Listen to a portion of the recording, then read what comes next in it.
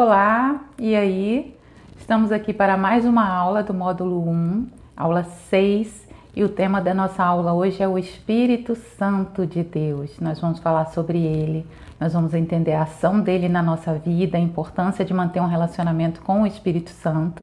Nós vamos ver toda a ação do Espírito Santo na Bíblia e na nossa vida também. Bom, em João capítulo 14, versículo 26, Jesus Cristo falou sobre a missão do Espírito Santo.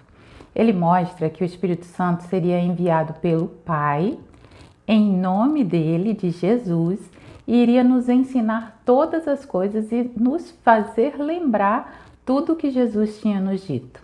A ação do Espírito Santo é uma ação em conjunto com o Pai e com o Filho. É uma ação completa. E ele estaria sendo enviado para a nossa vida, para viver dentro de nós. Você já aprendeu sobre isso.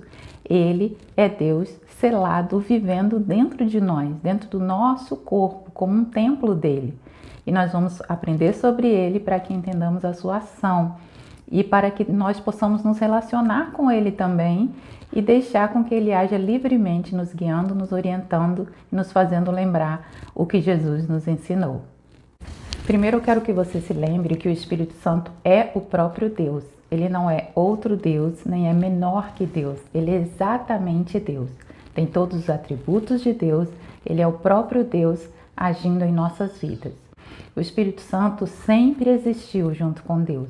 Ele é o autor da criação do mundo, estava na criação do mundo junto com Deus, lá em Gênesis capítulo 1, versículo 2 e também no versículo 26 nós vemos a ação do Espírito Santo lá na criação do mundo.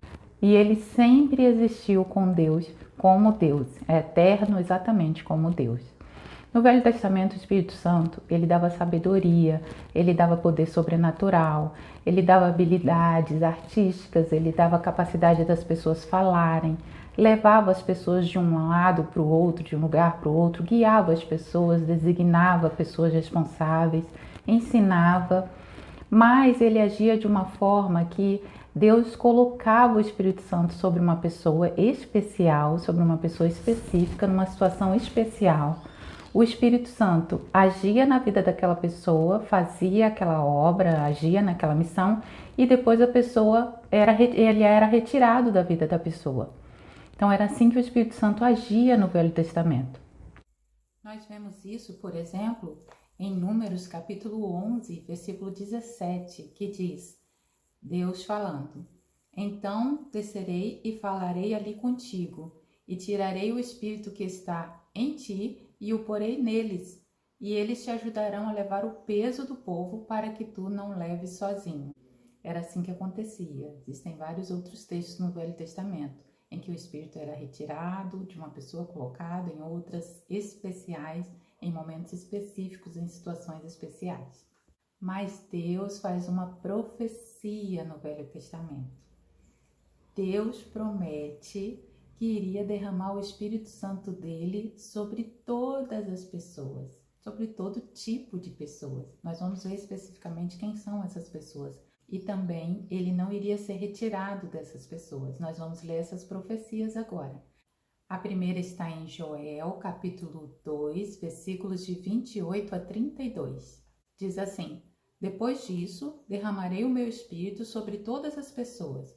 Vossos filhos e vossas filhas profetizarão, vossos velhos terão sonhos, vossos jovens terão visões. Até sobre os servos e sobre as servas derramarei o meu Espírito naqueles dias. Essa é a promessa em Joel capítulo 2. Mas na profecia de Isaías capítulo 59, versículos 20 e 21, Deus é mais específico. Ali ele explica quem são essas pessoas simples que vão receber o Espírito Santo de Deus. Vamos ler? E virá um Redentor a Sião. E aos que se converterem da transgressão em Jacó, diz o Senhor, quanto a mim, esta é a minha aliança com eles, diz o Senhor. O meu Espírito que está sobre ti e as minhas palavras que pus na tua boca não se desviarão da tua boca, nem da boca dos teus filhos, nem da boca dos filhos dos teus filhos, diz o Senhor, desde agora e para todo sempre. A promessa diz que os que se converterem da transgressão, os que se converterem e receberem o Redentor que iria chegar, iriam receber uma aliança. E a aliança seria a parte do Senhor, nessa aliança seria derramar o Espírito sobre eles e sobre os seus filhos, e que ele não seria retirado. E o Espírito iria levar sobre eles a palavra do Senhor sobre a sua boca, e ele não seria retirado. Quem são essas pessoas simples que iriam receber o Espírito Santo nessa profecia? Os que se converterem da transgressão, os que receberem o Redentor que seria enviado. E isso acontece nos tempos de Jesus. Então Jesus chegou à terra e agiu o tempo inteiro na terra pela ação do Espírito Santo. Na concepção de Maria, na gravidez de Maria, houve a ação do Espírito Santo para que ela ficasse grávida. E o Espírito Santo também revelava acontecimentos às pessoas e também guiava as pessoas de um lado para o outro. Também continuava da mesma forma agindo como no Velho Testamento, no início de tudo. No ministério de Jesus, o Espírito Santo agiu o tempo inteiro. Ele esteve sobre Jesus. Jesus agia no poder do Espírito Santo. Jesus expulsava demônios pelo poder do Espírito Santo. Além de Jesus ter em sua vida, em seu ministério, toda a ação do Espírito Santo em tudo que ele fazia, em várias situações ele prometeu o envio do Espírito Santo para os discípulos.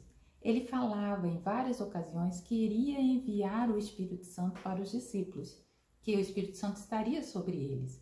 Nós vamos ler essas profecias de Jesus, às vezes que ele promete que iria enviar o Espírito Santo sobre os discípulos. João, capítulo 7, versículos 38 e 39. Como diz a Escritura, rios de água viva correrão do interior de quem crê em mim. Ele disse isso referindo-se ao Espírito que os que nele crescem haveriam de receber, porque o Espírito ainda não havia sido dado, pois Jesus ainda não fora glorificado. Jesus está falando que ele iria fazer com que rios de água viva fluíssem do interior das pessoas que crescem nele. Ele estava se referindo que o Espírito Santo iria estar sobre as pessoas que crescem nele. Porque seria algo específico. Ele ainda estava na terra. O Espírito Santo viria depois fazer isso na vida das pessoas. Agora João, capítulo 14, versículos 16 e 17. Jesus falando também. E eu rogarei ao Pai, e ele vos dará outro Consolador, para que fique convosco para sempre.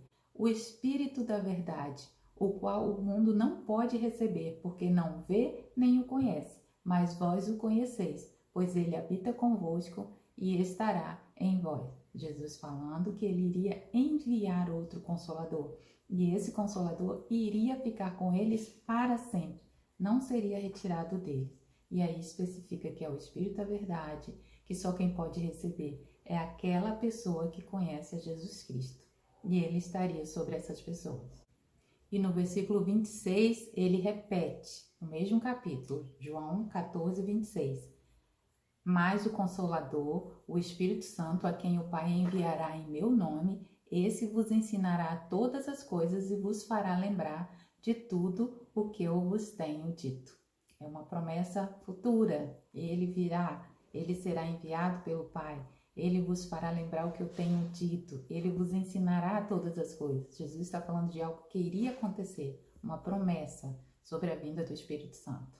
João 15, versículo 26, Jesus falando novamente. Quando vier o Consolador, que eu vos enviarei da parte do Pai, o Espírito da verdade, que procede do Pai, esse dará testemunho de mim. Mais uma vez Jesus falando dele, dizendo que ele viria, que eles deveriam esperar isso acontecer.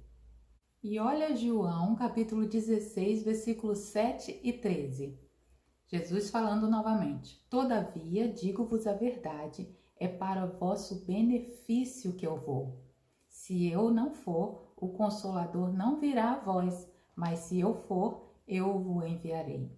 Então, Jesus está falando que ele precisava voltar ao céu depois de ressuscitado, para que o Espírito Santo pudesse ser enviado sobre os discípulos. Versículo 13. Quando, porém, vier o Espírito da verdade, ele vos conduzirá a toda a verdade, e não falará de si mesmo, mas dirá o que tiver ouvido e vos anunciará as coisas que hão de vir.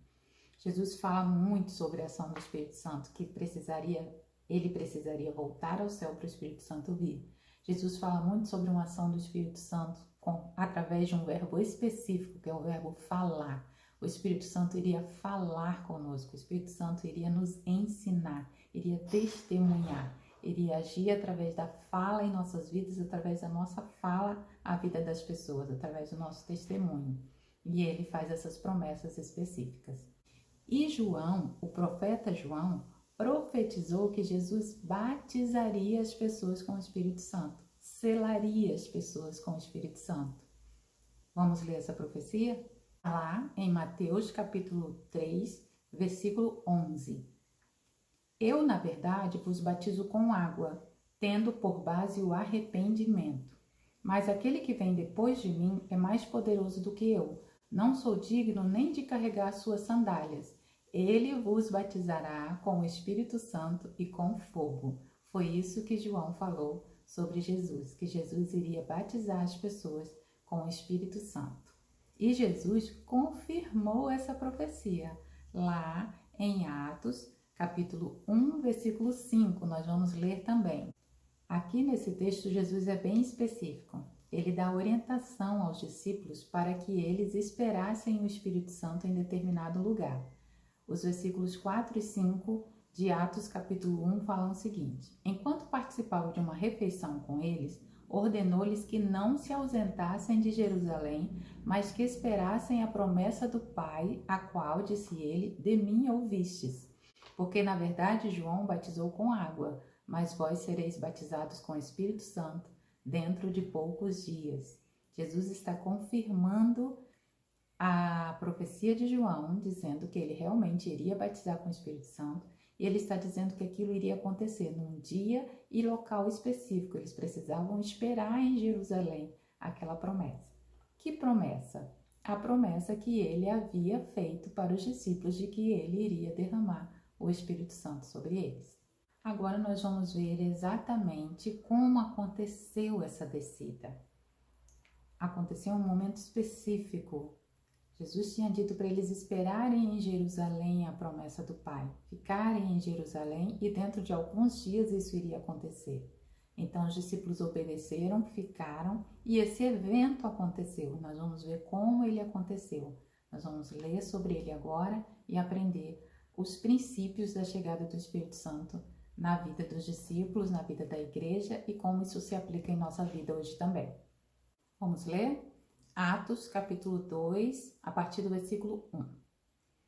Ao chegar o dia de Pentecostes, todos estavam reunidos no mesmo lugar. Primeiro você precisa entender que Pentecostes não é um movimento religioso como é chamado hoje. As pessoas usam esse termo pentecostal, Pentecostes, como se fosse um movimento religioso em que as pessoas são avivadas, ou que as pessoas têm o Espírito Santo, ou que as pessoas às vezes gritam, às vezes tem todo tipo de manifestação. Mas Pentecostes, na verdade, era uma festa, era um feriado. A palavra significa 50 dias depois, porque esse feriado era 50 dias depois do feriado da Páscoa. Então a palavra Pentecostes não significa movimento religioso, ação religiosa, forma que as pessoas agem no culto, muito menos a ação do Espírito Santo. Eles estavam reunidos num lugar em obediência a Jesus, porque Jesus falou que eles esperassem em Jerusalém e depois de alguns dias o Espírito Santo seria enviado. Versículo 2. De repente veio do céu um som como de um vento impetuoso e encheu toda a casa onde estavam sentados. Então aqui começou um fenômeno auditivo. Eles ouviram um som bem forte como de um vento, e o vento encheu a casa onde eles estavam assentados. Por enquanto eles não estavam falando nada, nem estavam vendo nada. Eles estavam apenas ouvindo um som. E esse texto também mostra que eles estavam sentados. Eles estavam aguardando a chegada do Espírito Santo naquele lugar. Versículo 3. E apareceram línguas como de fogo distribuídas entre eles, e sobre cada um pousou uma. Bom, No versículo 3 está aparecendo a palavra apareceram, ou seja, foram vistas sobre as cabeças deles, foram vistas sobre cada um deles, um viu na cabeça do outro, umas línguas como de fogo. Essas línguas aqui são como labaredas de fogo. Era um fenômeno visual, foi visto no outro uma labareda de fogo distribuídas entre eles e sobre cada um pousou uma. Então ali naquele momento, depois do som forte do vento, como de um vento, eles viram como chamas de fogo, como labaredas. Aqui a palavra língua, né, que às vezes a gente fala, uma língua de fogo, uma labareda de fogo esteve sobre a cabeça de cada um deles, foram vistas. Versículo 4. E todos ficaram cheios do Espírito Santo e começaram a falar em outras línguas, conforme o Espírito lhes concedia que falassem. Bom, primeiro você precisa entender que eles estavam falando outras línguas. Essa palavra outras, a sua raiz, sua original, mostra que não são estranhas. São línguas existentes, são línguas de países que existiam na época, línguas faladas, línguas ativas de pessoas que ouvindo entenderiam. Não eram línguas que hoje a gente chama de estranhas, não eram línguas não compreensíveis, eram línguas existentes, línguas reais. Eram outras porque não eram a língua da pessoa que estava falando. Então, eu falar em outra língua significa que eu estou falando numa outra língua que não é a minha. E não que aquela língua é uma língua que não dá para entender, uma língua incompreensível. A palavra outra significa língua diferente da que a pessoa fala normalmente. Aqui no versículo 4 diz que todos ficaram cheios do Espírito Santo e começaram a falar em outras línguas conforme o Espírito lhes concedia que falassem, e não como eles pediram, nem como eles escolheram. Eles não forçaram, eles não treinaram, eles não tentaram falar, eles não copiaram trechos nem da fala do outro. O Espírito Santo é quem concedia que eles falassem. Conforme ele concedia, eles falavam. E em Jerusalém estavam judeus piedosos de todas as nações que há debaixo do céu. Quando o som foi ouvido, a multidão se aglomerou e todos ficaram confusos, pois cada um os ouvia falar na sua própria língua. Então, eram línguas reais dos países que estavam ali. Vamos ver? E, perplexos e admirados, diziam uns aos outros: por acaso estes que estão falando não são todos galileus? Como então cada um de nós nos ouve falar em nossa própria língua materna? Partos, medos e elamitas, habitantes da Mesopotâmia, da Judéia e da Capadócia, do Ponto e da Ásia, da Frígia e da Panfilha, do Egito e das regiões da Líbia, próximas a Cirene, e romanos aqui residentes, tanto judeus como convertidos ao judaísmo, cretenses e árabes, todos nós os ouvimos falar das grandezas de Deus em nossa própria língua. Bom, aqui nós vemos que aqueles homens estavam entendendo o que estavam ouvindo. Eles disseram que estavam ouvindo falar das grandezas de Deus em suas próprias línguas. Então, quando alguém fala que esses homens estavam falando línguas estranhas, línguas não compreensíveis, línguas de anjo, ou até a expressão língua de fogo, que não tem na Bíblia, você acabou de ver que as línguas de fogo que aconteceram nesse lugar eram vistas, era um fenômeno visual, eram labaredas de fogo sobre eles. Não, eram línguas reais, eles estavam entendendo o que estava falando porque eles estavam ouvindo que era sobre as grandezas de Deus, e eles disseram aqui no versículo 11, em nossa própria língua. Versículo 12. E perplexos e pasmos todos diziam uns aos outros: o que isso quer dizer? Mas outros, zombando, diziam: estão embriagados de vinho. Versículo 14.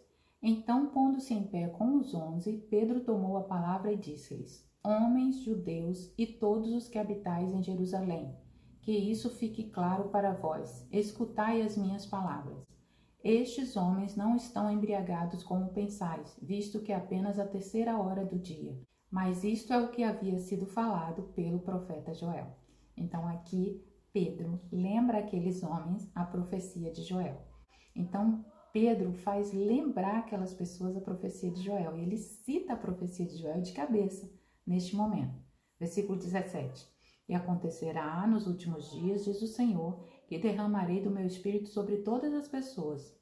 Os vossos filhos e as vossas filhas profetizarão, e os vossos jovens terão visões, e os vossos velhos terão sonhos, e naqueles dias derramarei o meu espírito sobre os meus servos e sobre as minhas servas, e eles profetizarão.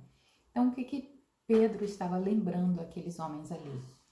Que Deus tinha prometido que o Espírito Santo seria derramado sobre pessoas simples. Ele iria usar essas pessoas como servos e servas em uma determinada ocasião. E foi isso que aconteceu naquele momento. Tanto o que aconteceu naquele dia foi entendido, tanto o que aconteceu naquele dia foi claro, foram línguas reais, de países reais existentes ali, línguas ativas, que se as pessoas não entendessem o que eles diziam, não teria sido levado a nada. Mas as pessoas entenderam o que eles diziam sobre as grandezas de Deus e levou a quase 3.000 batismos ali naquela ocasião. Mas você pode pensar, então o que pode acontecer é que isso vai se repetir na história e todas as vezes que as pessoas ficarem cheias do Espírito Santo, elas também vão falar em outras línguas. Só que Pedro, naquele momento, naquele exato momento, ele fez uma profecia também. Ele também estabeleceu que a partir daquele momento, quem iria receber o Espírito Santo e quando? Vamos ler? Atos capítulo 2, versículo 38. Ainda é o próprio discurso que Pedro começou. E nesse versículo ele explica como receber o Espírito Santo a partir daquele momento. Versículo 38 diz: Pedro então lhes respondeu: Arrependei-vos e cada um de vós seja batizado em nome de Jesus Cristo para o perdão dos vossos pecados e recebereis o dom do Espírito Santo. Naquele dia, Pedro já estava dizendo que para receber o Espírito Santo era preciso arrependimento em nome de Jesus Cristo. Era preciso tomar uma decisão por Jesus Cristo de arrependimento, de perdão dos pecados e iria ser recebido o Espírito Santo naquele momento.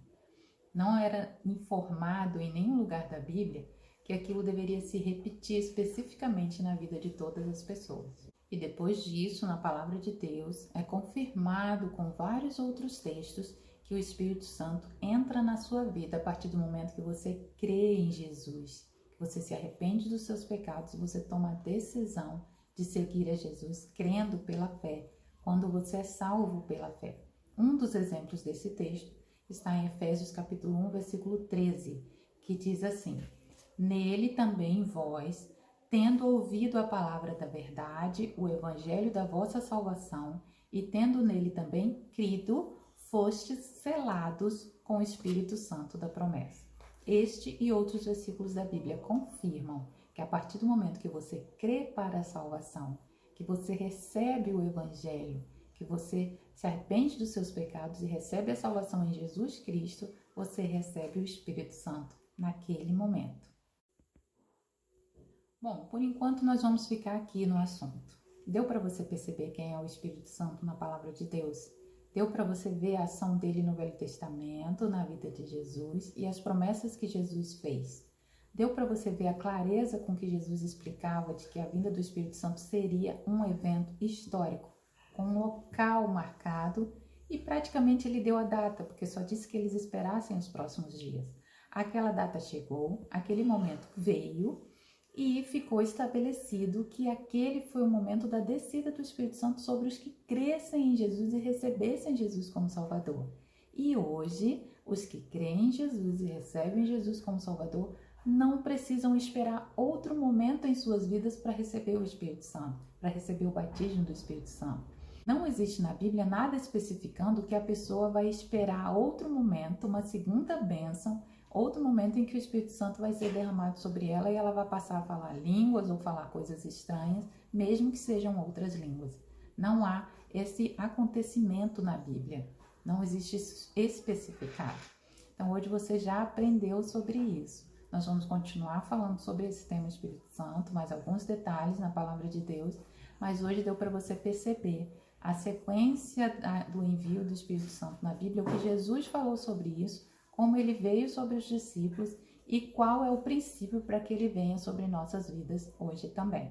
Deus abençoe sua vida, faça os seus exercícios, mande para mim e assim que eu receber os exercícios dessa parte da aula respondidos, eu vou te mandar a próxima parte da aula. Deus abençoe.